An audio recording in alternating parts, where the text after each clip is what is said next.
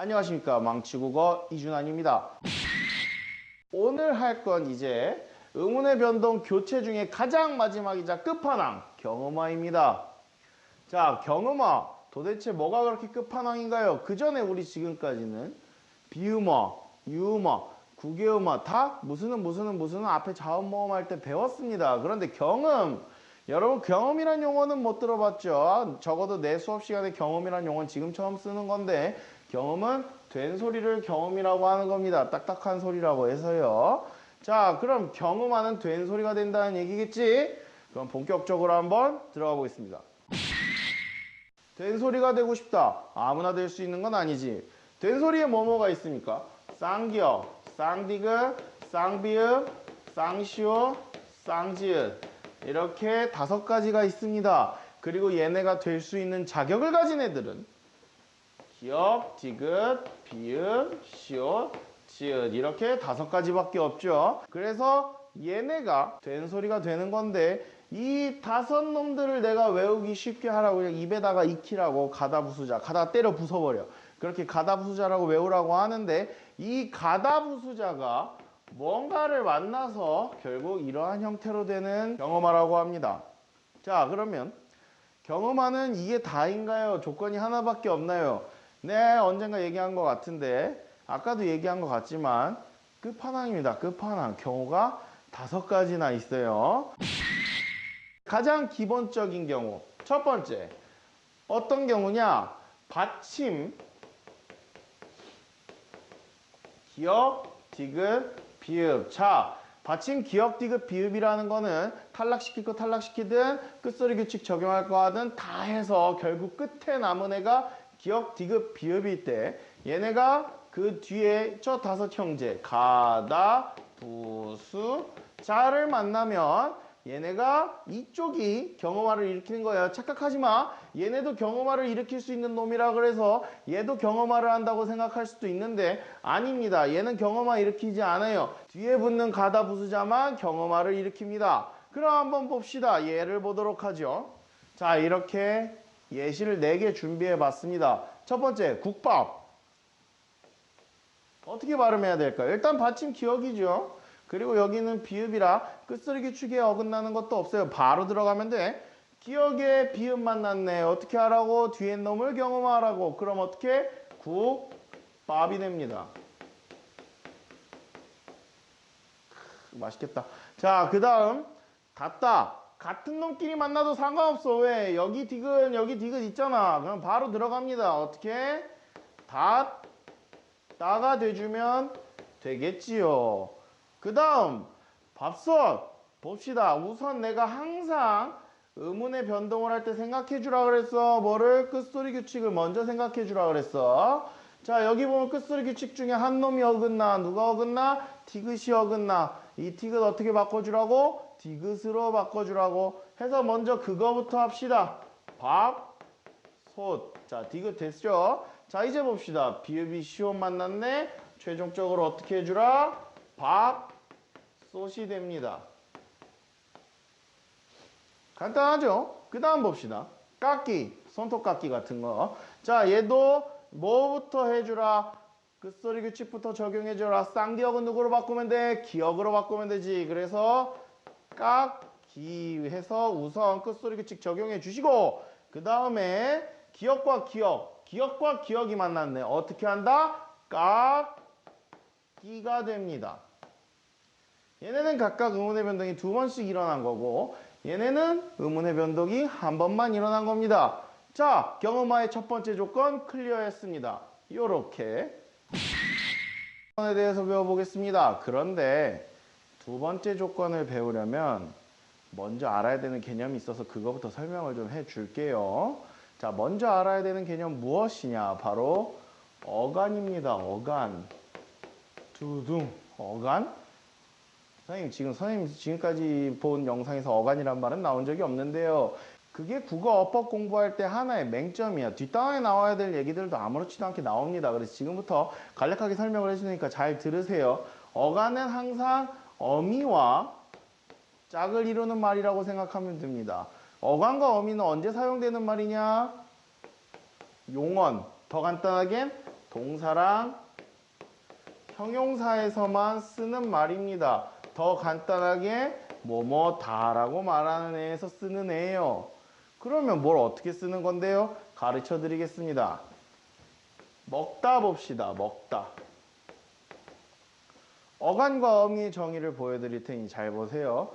자, 어간의 정의는 활용할 때 변하지 않는 부분을 어간이라고 합니다. 어미는 반대로 활용할 때 변하는 부분을 어미라고 하는 거예요. 그럼 먹다라는 말을 한번 활용해 봅시다. 뭐가 있냐? 먹고, 먹지만, 먹어서, 먹은, 뭐 이따위로 될 거야. 그럼 한번 보자고. 지금 계속 누구는 안 바뀌었어. 먹은 안 바뀌었어. 근데 누구만 바뀌었어? 이 먹 뒤에 이 다가 들어와야 되는 자리가 먹고, 먹지만, 먹어서, 먹은 이렇게 바뀌었잖아요. 즉 이걸 보면 뭘 알 수 있어? 먹다에서 먹은 어간이라고 볼 수 있고 다는 어미라고 볼 수 있습니다. 그럼 선생님 어간과 어미 알겠습니다. 근데 어쩌라고요? 자, 이 어간과 어미를 배운 이유가 두 번째 케이스 때문입니다. 두 번째 조건은 이렇습니다. 어간이 받침이 니은이거나 혹은 미음일 때 뒤에 가다 서자 가다 부수자가 아니에요? 네, 이렇게 빠지는 애들이 간혹 있으니까 조심하셔야 됩니다. 가다 서자가 오면 얘네들은 이쪽이 경음화를 일으켜줘야 합니다. 자, 어간 받침이래잖아. 이 말은 뭐야? 받침이 니은하고 미음으로 끝나는 단어가 한둘이냐고. 한둘은 아니지만 어간일 때만 된다는 겁니다. 그러면 차이 한번 봅시다. 신발을 신다. 자, 어간 받침이 뭐지? 니은. 그 다음 뒤에 온 말은 디귿. 그럼 어떻게 돼줘야 돼? 신따가 돼줘야 돼요. 되죠? 미음 볼까? 머리를 감다. 이것도 어떻게 해줘야 돼?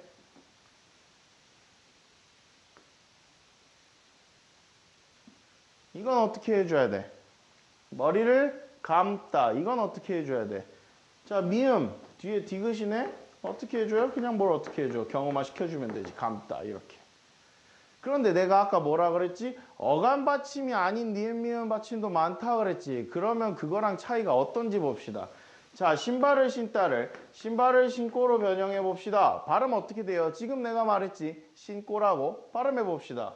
어떻게? 신고라고요. 왜?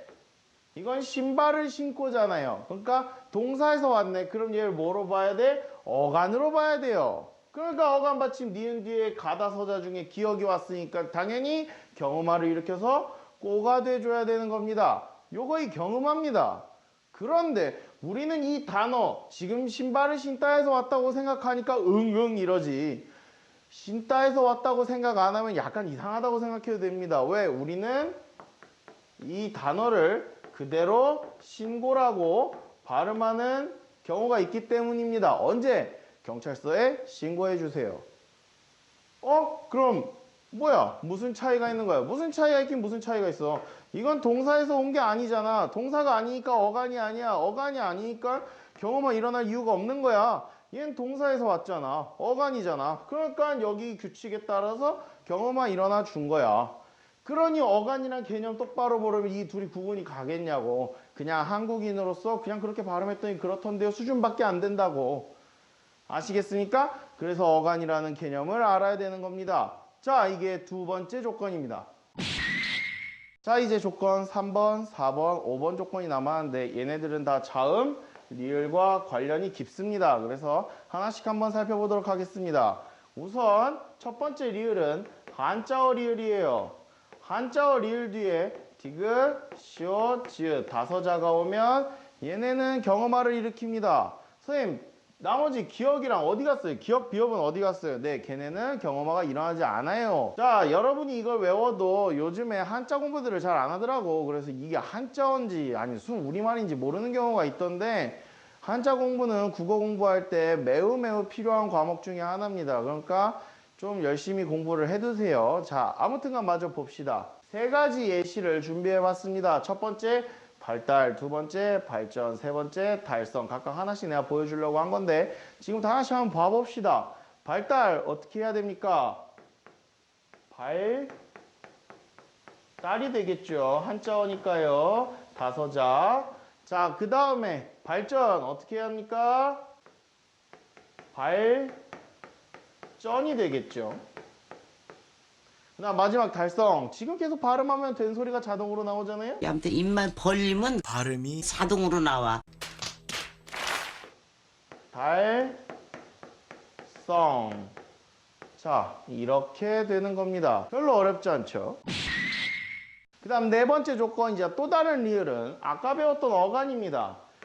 어간 받침이 리을이어야 돼. 그런데 여러분 착각하지 마세요. 그냥 혼자 있는 리을을 이야기하는 게 아니에요. 최종적으로 발음이 리을로 정착되는 애를 말하는데, 리을은 끝소리 규칙이 없지. 뭔가를 끝소리 규칙으로 적용했더니 리을이 되는 경우는 없어요. 이건 다음 시간부터 할 탈락의 자음근 단순화 과정을 통해서 최후의 리을로 남는 애를 말하는 겁니다. 누가 있냐면 리을 비읍, 그 다음 리을 티귿과 같은 어감 받침 얘네가 뒤에 가다 서자. 자, 가다 서자입니다. 가다 서자를 만나면 얘네가 경험화를 일으키는 거예요. 어떻게? 한번 봅시다. 자, 두 가지 예시를 들었습니다. 하나는 발자, 하나는 할다. 자, 이렇게 들었는데 발은 사실 나중에 굉장히 중요하게 다룰 거예요. 다음 시간에 탈락 자음근 단순화해서. 하지만 여기선 깊게 다루지 않겠습니다. 한번 보도록 합시다. 발자 어떻게 해서 어떻게 한다?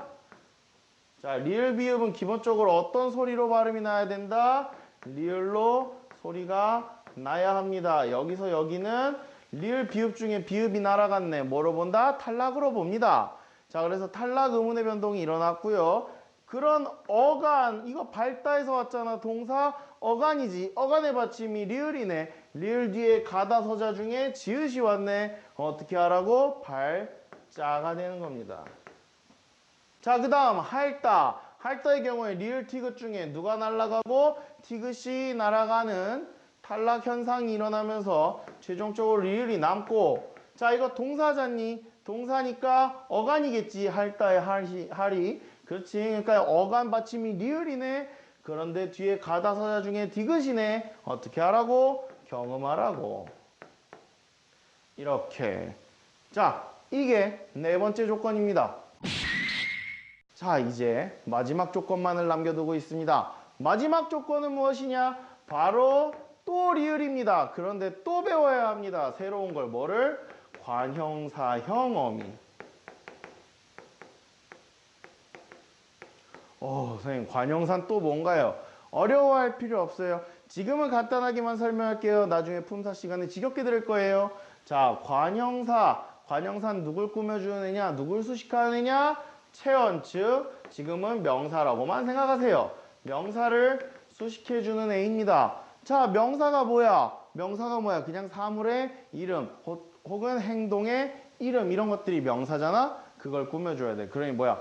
뭐뭐 하는, 뭐뭐 할, 뭐뭐 했던, 이런 애들이 관형사입니다. 그런 관형사형 어미 중에 리을이어야 돼요.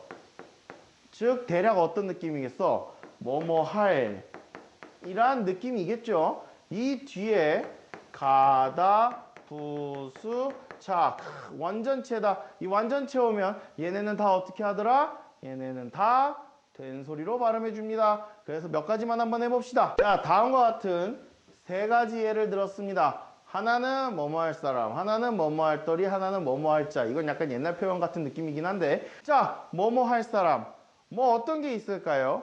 뭐 죽일 사람, 뭐 만날 사람, 뭐 이런 것들 온갖 가지가 있겠지. 자, 그래서 이거 발음 어떻게 해준다? 띄어쓰기를 했지만 그럼에도 의문의 변동을 일으켜줍니다. 그래서 어떻게 한다?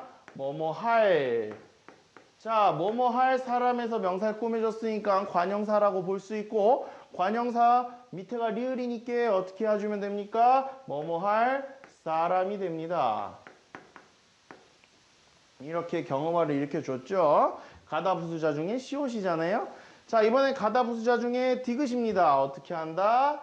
뭐뭐 할 또리 라고 발음해 주시면 되겠습니다. 마지막 뭐뭐 할자, 얘는 어떻게 합니까? 지금 내가 말로도 했지만 뭐뭐 할 자라고 발음해 주시면 되겠습니다.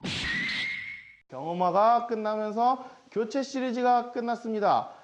제가 가르쳐 드린 건 가장 기본적인 조건들과 규칙들이지만 이것만 외워도 엔간한 문제는 얼추 풀 수 있어요. 그 다음은 여러분이 연습을 많이 하셔야 되는데 그와 관련돼서 선생님이 문제편, 문제를 어떻게 풀어야 되는지에 대한 영상도 조만간 올라갈 거니까 기대해 주세요. 자, 이렇게 해서 교체편을 모두 마무리했습니다. 다음 시간에 봅시다. 안녕.